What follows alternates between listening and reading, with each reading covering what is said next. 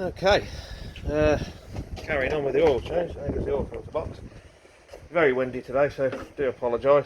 So if you're needing a funnel, drop that in there, and you'll notice I'm using Commerce Classic 2050 oil, which I've been using this for probably the last 20 years. It's green, which is good.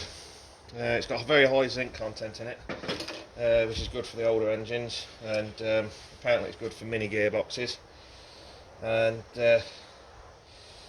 yeah, I've never had a problem with it. It's always runs quiet, got decent oil pressure, and it's relatively cheap. I think I'll get it for about £17.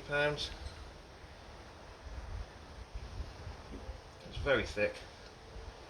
A lot of the old engines like the thick oil. Gloop, gloop, gloop, gloop, gloop. Yeah, the engine holds 4.9 litres with the filter.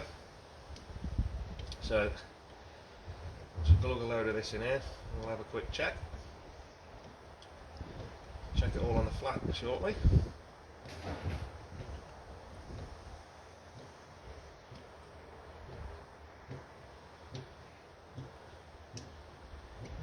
I've had a request off of Mr. Lloyd of Lloyd Vehicle Consulting to, he absolutely adores this oil can, so he said, can I keep it for him?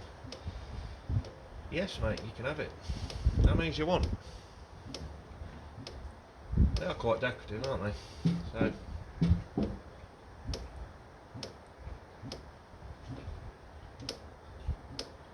glue, boom.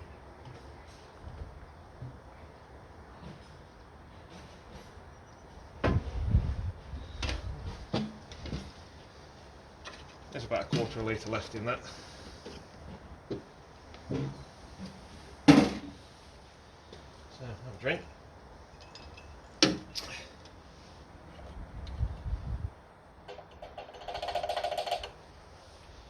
So, drop that over here.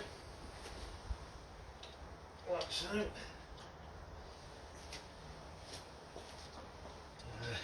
The oil cap a quick clean off. Nice original oil cap.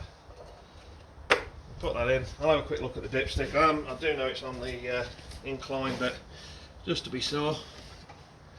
Yeah, she's bang on.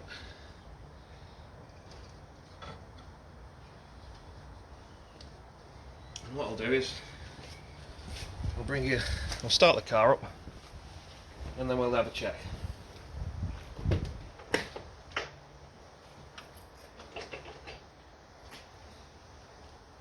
In fact, we'll do this the old-fashioned way. We'll pull the king lead off the engine, and what I'll do is I'll bring you inside the car, we'll wind the engine over, and we'll watch the oil pressure gauge come up. How about that?